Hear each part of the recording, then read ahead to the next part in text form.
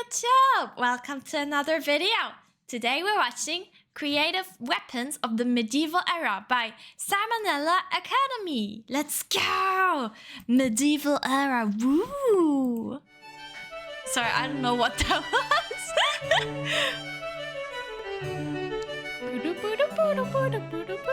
Hey kids, when most people think of the Middle Ages, they think of them as being like humanity's dumb teenage years, where all we did was play harpsichord in our room and burn heretics with our friends. But that's not Wasn't medieval age actually like people got stupid again? Is that because like because that was like after ancient Greek times and then people got stupid again?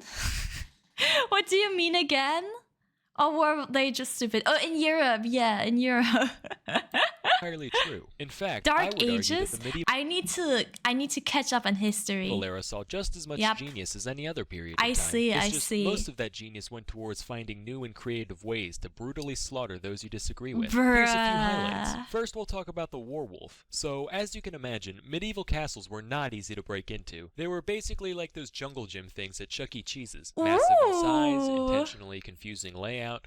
Bruh, and you're gonna like die if you go the wrong way. You're gonna end up in the back rooms. Security everywhere, and by the end of your visit, you'd probably end up with some kind of disease. So in order to help penetrate fortresses, medieval armies would often utilize siege weapons, one of the most popular of which was the trebuchet. Now this device is interesting enough on its own, but it gets better. So around 1300 AD, King Edward I of England was in the process of invading Scotland. However, one fortress known as... Wait, 1300 was like late medieval time?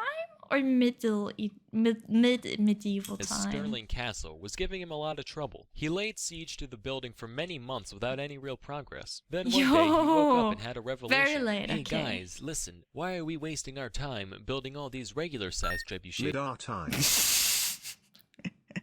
Bruh, imagine your time is called mid. Oh, did you watch the History of Entire Wildlife, guys? I haven't yet. I should watch it.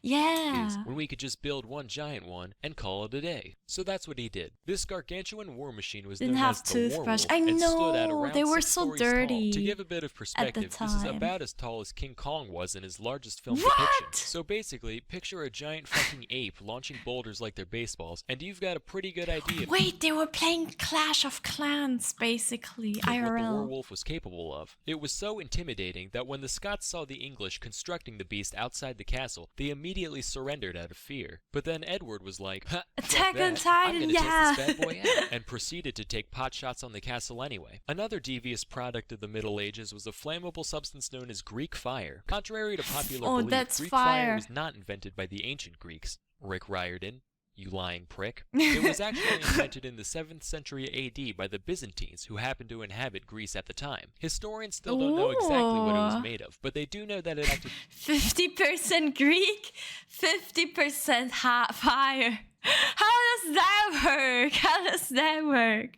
a lot like napalm. You're on fire today with the jokes of thank you. Sticking to ships, sticking to people, even floating and continuing to burn on the surface of the water. The Byzantines also had these siphon-like tubes that they'd put on the front of their boats to pour Greek fire on the enemy, kind of like makeshift flamethrowers. These were retired pretty quickly though, mostly because when you put the words makeshift and flamethrower next to each other, you're bound to run into some problems eventually. Our next bright idea comes from a woman known as Olga of Kiev. So Olga was a princess who ruled the area around the capital of modern-day Ukraine from 945 to 963 AD, and she had quite a track record for being just a total badass. For example, the Drevlians, a tribe of people under Kiev's control, once sent 20 men to Kiev in order to convince Olga to marry their prince, under the pretense that if they did marry, the prince could claim her rule over Kiev. In response, she had all 20 of them buried alive. She then sent a letter to the prince saying she accepted his proposal, but she would need a bunch of his most distinguished governors to escort her on the journey. Once the men showed up, Olga was like, "Hey guys, long journey, huh? How'd you like to take a bath in this here bathhouse?" They were like, "Yeah, sure, that sounds great. Okay, have fun, you guys."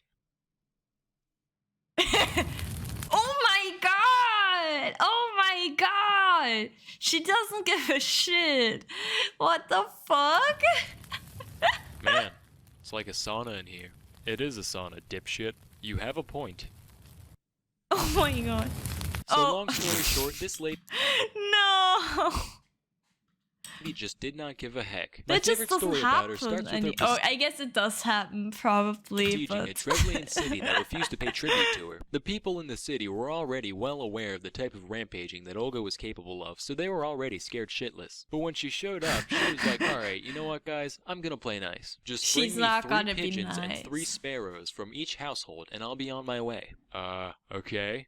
What are they for exactly? We're just hungry. I mean, we got some food too. We could just give... I'm sorry, did I fucking stutter? Alright, birds it is. Then, once the creatures were in Olga's hands, she had each of her soldiers tie a cloth-bound piece of sulfur to one of the birds' feet, which was then set alight. The birds were then released all at once, and when they flew back into the city, their nests acted like little piles of tinder, resulting in nearly every house in the... That's so smart, actually. That's insane. What? How did she come up with that? What the fuck? Entire city erupting in flames. I mean, it's not okay, but like, obviously, but like, what? What? Simultaneously, and while the whole place burned to the How ground, did Olga she just sat come and up watched. with that? By the way, yeah, it is cruel, of course, it's cruel. But how? it's worth mentioning that after her Women can be smart too. Yeah, just look at me. death, Olga was canonized as a Catholic saint, presumably around the same time as Saint Tiffany, who went around pushing in the soft spots of babies, and Saint Jerry the Goat Fucker, who, as the name implies, Oh no. Oh no. Oh no. fucked a lot of goats. Oh, In conclusion, no. pay your taxes. To my loyal subscribers, I'll see you in 3 no. months. I'm Sam and Nella. Thank you for watching. Jerry. Oh my. What? Oh my god. That was a short video, but it was a silly video. Oh? And Saint Jerry the Goat Fucker. God. Alright. Ah! No.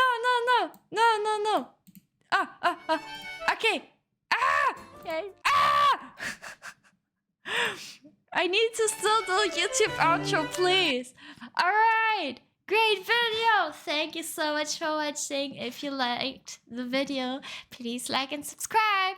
And also subscribe to Sam and Nella Academy and check out his channel. And I'll see you guys in the next one. Bye YouTube. Come to Twitch. Bye YouTube.